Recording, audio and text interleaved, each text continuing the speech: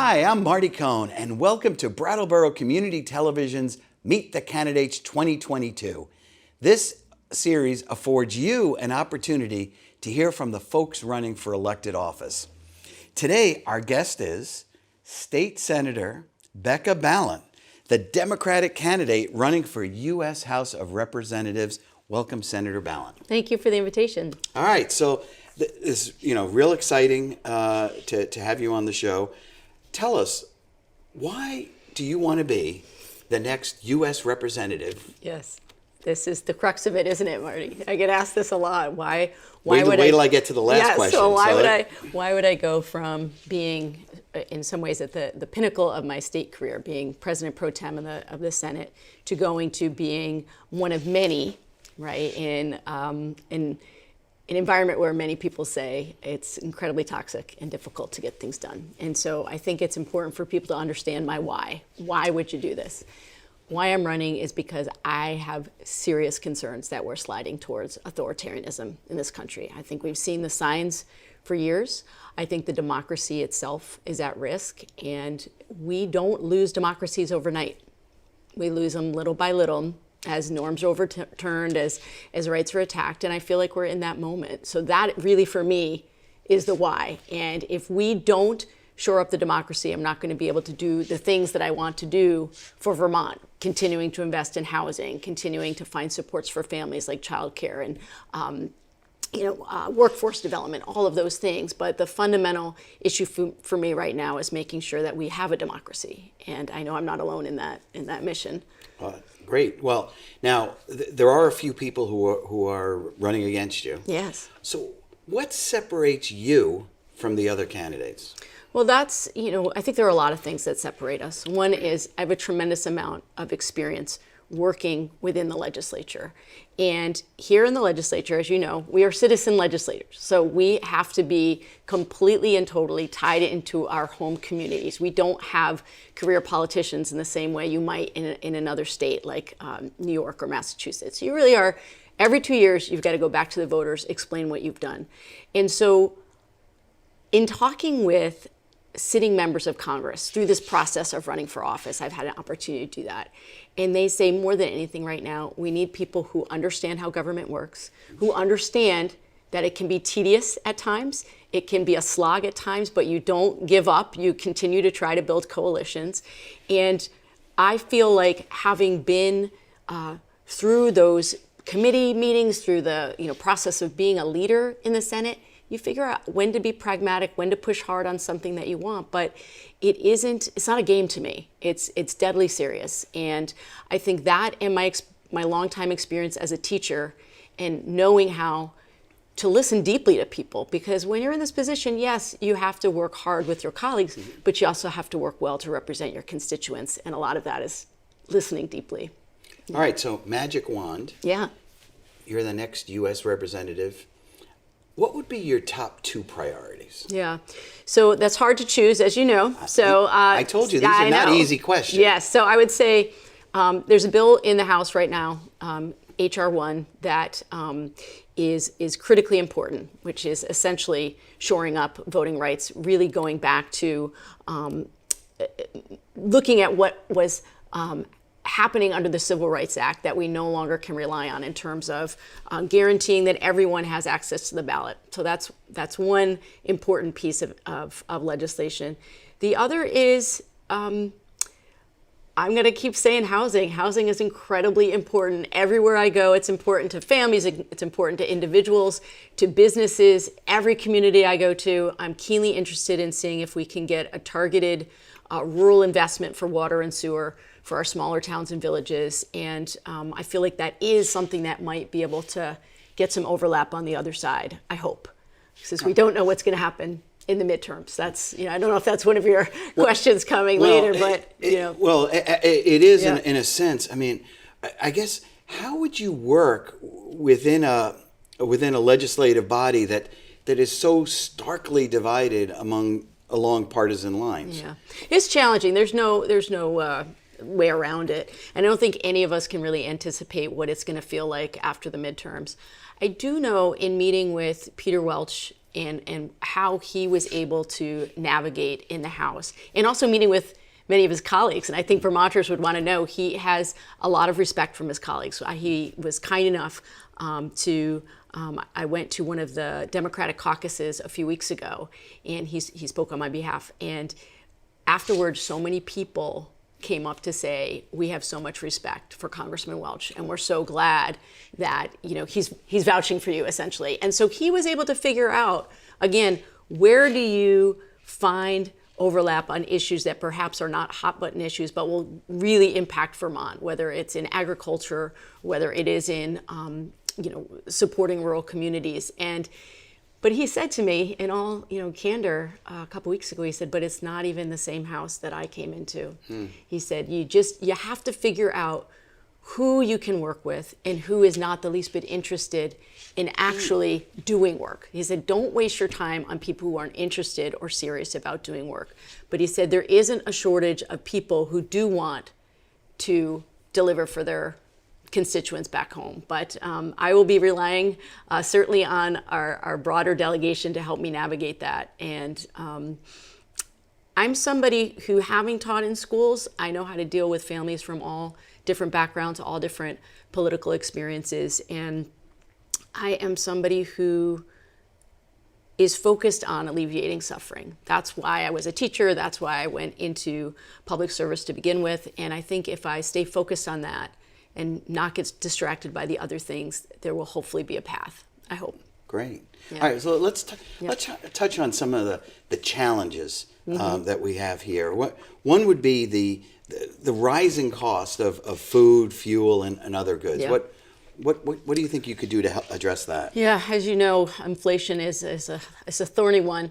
There are a few key things that we can take on. One is looking seriously at price gouging. There are a few bills right now in the Senate in particular that are looking at the issue of price gouging at this time, looking at windfall profits taxes on fossil fuel companies. But I think in the long term, more and more when I talk to Vermonters from a whole host of industries, they say we have to be building more things here in America. We absolutely do. The supply chain has been one of the driving factors for inflation. And the other piece of it is this workforce piece. I don't have a lot of faith that we will actually pass legislation related to immigration reform. It's been a long time. But if ever there was a time for us to be looking at immigration reform, this time of incredible workforce crisis is a time to bring people across the aisle into the conversation, because that's also driving up inflationary costs as well. So no easy answers, but certainly I feel it too every time I have this ongoing argument with my son when I grab the generic brand instead of the brand he's used to getting. He's like, Mom, why are we doing that? I said, because this one is literally $1.50 cheaper. Right. He's like, well, do we have to be worrying about that? I was like, yes, we do. We absolutely do. And that is, I know what so many Vermonters are struggling with. I'm also very concerned about the LIHEAP program, making sure there's enough heating oil that Vermonters can afford this winter. And I know there are quite a few people in our district who care about that. So lots of levers we need to be pulling at once. And I'm very curious to see if the Fed decides to pump the brakes a little bit on interest rates. I had a few business owners come out. We had an economic development week last week, and they were voicing their concern that we have to let the Fed have an opportunity to see the changes that will come from higher interest rates, and some concern that maybe we're moving too fast on that. So I am insatiably curious. So I'm gonna, one of the things that I always say is I'm gonna go in with my ears and my eyes wide open and do some homework on all of these issues. Right. So, and a lot of the issues are interrelated. Absolutely. So like when you talk about immigration reform and increasing the workforce, well, one of the challenges here in Vermont is the housing crisis. Exactly. Yes. So what do you think you could do to help ease the housing crisis here in Vermont? Well, so as I mentioned before, really looking at we often think about the housing crisis only being in these larger settlement areas like Burlington or Barre, St. Albans, Brattleboro. But the truth is that pretty much every town and village in Vermont would like to be able to have more housing capacity. And so, again, they're all interrelated issues, but if we can get investments in water and sewer, that's what makes it so that these developments don't pencil out a lot of the time. The cost of building and having the cost of water and sewer on top of that makes it prohibitive. What's been interesting is, as I talk to more employers around the state, they're starting to build their own housing or purchase housing. I have talked to a number of businesses who realize that's the only way I'm going to be able to recruit. Now, they even voiced to me they don't want to become company towns, right? But that they're at their wits' end with trying to recruit and retain. So it's a thorny issue that requires a lot of moving parts at once. But it's clear to me that the package that we passed last year within the state, we're going to see what kind of tail that has on that, investing in accessory dwelling units, rehabbing older buildings, those kinds of things. We're not going to get as many units out as we thought because of supply chain issues. But seeing which of those programs are more successful and seeing if we can get a federal infusion into those programs that actually are working to bring more units online quickly. Great. So another challenge. Unfortunately, we're reading about in the newspapers about what this perceived increase in violence throughout Vermont. What do you think we could do to enhance public safety? It's it's interesting. I know the perception is that we are facing this increase in crime and violence because we have a shortage of folks in law enforcement. And I want to just tease that apart for a minute. One is we had a shortage even before the pandemic. It has been difficult for us to compete with surrounding states on wages, and that has been a perennial problem also for Vermont State Police. So I know that, having served on the Fair and Impartial Policing Commission, that precedes that. But the other piece of it, with the spike in fentanyl and opioids, we're not the only state seeing this, but certainly it is. It's very difficult. And I was actually just down in my neighborhood. I live in the greater South Main area, and someone came as I was walking, just talking to me about their feelings of not feeling as safe and secure as they used to. So some of that is about investing in additional supports for folks who need to go through rehab for opioid addiction. Some of it is mental health supports. I talk to a lot of first responders around the state, and they all say that the challenges that they're dealing with go above and beyond what their training really prepared them for. And that's especially true for professional firefighters around the state. I've heard this over and over again. They're not prepared for the number of really serious mental health issues they're being called upon to address, and they are doing their level best. But I think a federal investment in training is critically important, and that it ties into housing, it ties into wages, as you know, it's circular. But I also think too, I want to talk a little bit more just about the opioid crisis, because I know it is incredibly challenging across the state for all the families and individuals who are struggling with it. And I think what is different about the way we think about going through treatment for opioids is people assume, well, you go through treatment and then you're good to go, right? And I think we really need to adjust our thinking about that, because part of treatment, part of this arc of recovery involves sometimes several times relapsing, and it is not it's not a sign of weakness on the part of someone who is trying to get healthy. Sometimes it's about, again, not having secure housing and a place to be able to get healthy. But it's very challenging, very challenging. Yeah. So if you make the move from state to federal, one of the issues that you're going to be dealing with is around the issue of abortion. Yes. Should abortion be federally codified, or should it stay as a state issue? I think it should be codified in statute at the federal level. I do. All right. Thank you. All right. Next challenge. Check. Right, All right. check. Moving on.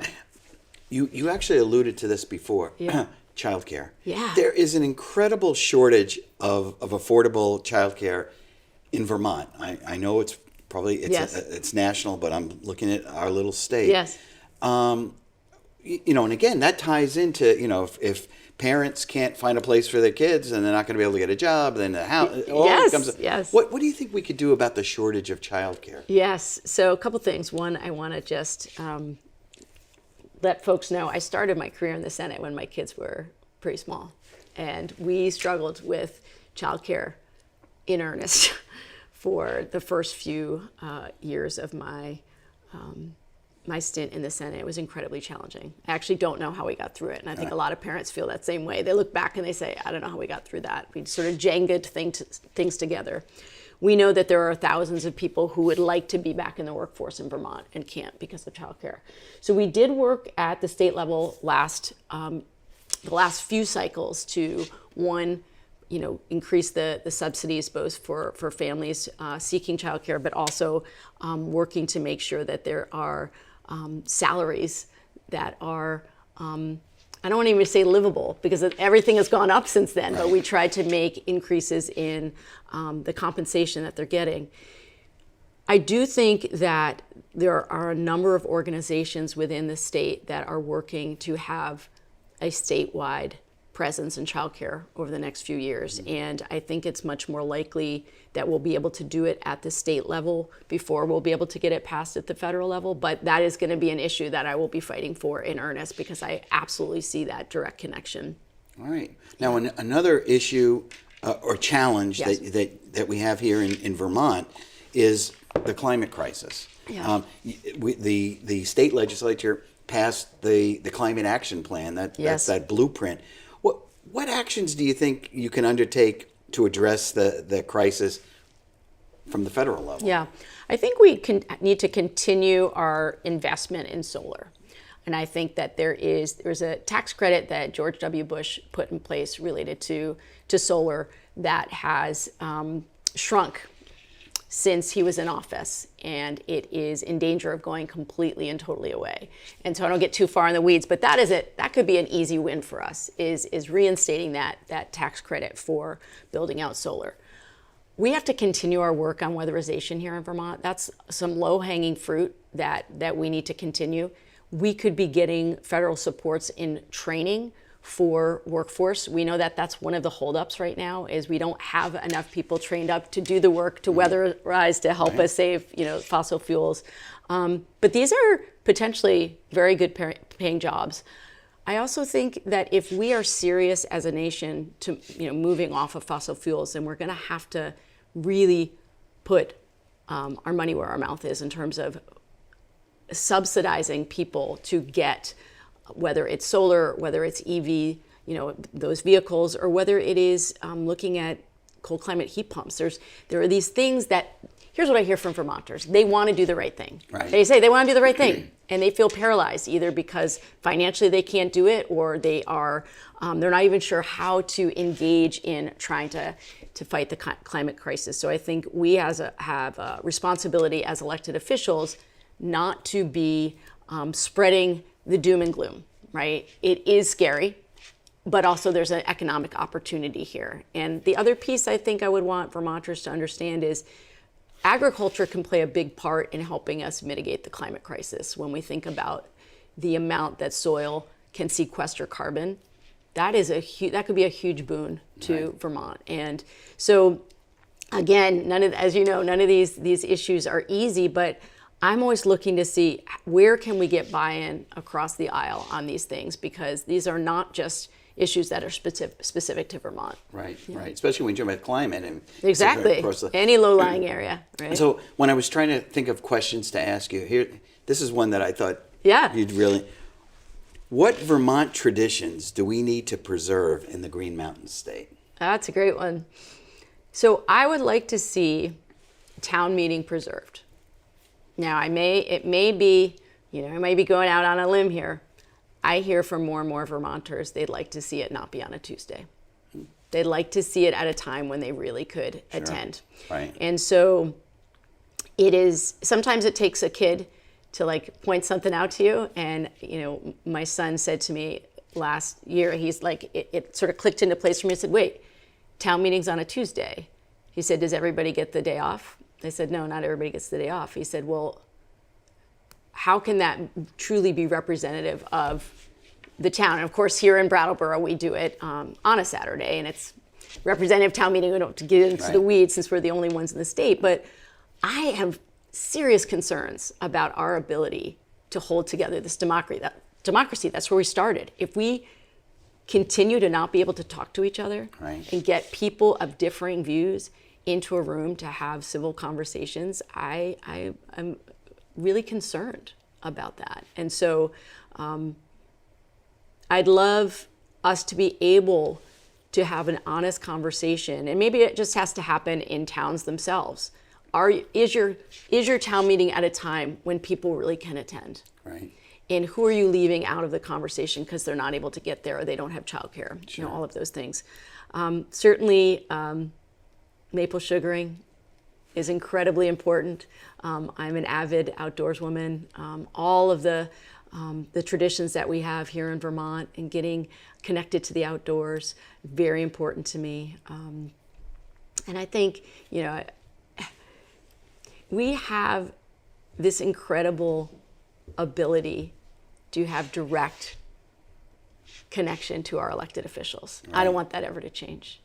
And so as more and more state houses around the country have experienced some, scary security breaches, I know there's been talk about, does this mean that we're going to sort of harden the Capitol here in Vermont? And I know that's really important to all of us who work in that building, that's not what we want to happen. We want the doors of the committee rooms to stay open. We want anyone to be able to go in and watch a House debate or Senate debate, which is how it is now. Right. We want that to continue.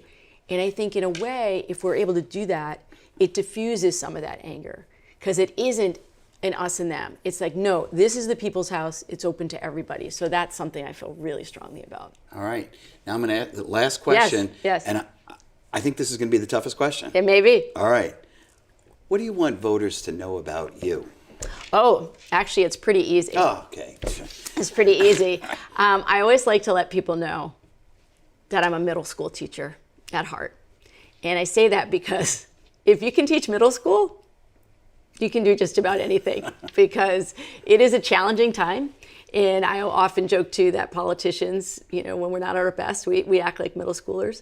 But I think that perspective, having taught for many years in the classroom, you have to be good at connecting people with each other when you're in a classroom. You have to be good at letting the families know that they have a place in the classroom. And you have to be insatiably curious and good on your feet, because you may think you know what you're going to be doing each day, but you don't. Somebody will throw you a curveball. And I have tried to lead in Vermont, in the Vermont Senate, by bringing those experiences from the classroom into my work in the legislature. And I think the last thing I want people to know is I do this work because I love people. That's what drives me. All right. State Senator Becca Balint, Democratic candidate for U.S. House of Representatives. Thanks for being on the show. Thanks, Marty. All right. You can learn more by visiting the campaign website, www.beccabalint.com. And the general election is Tuesday, November 8th. Now, remember, you can vote early in person. You can vote absentee by mail. You can vote absentee hand-delivered on Election Day. Whichever way you choose, please vote. Thanks for watching BCTV's Meet the Candidates 2022. I'm Marty Cohn. Stay healthy.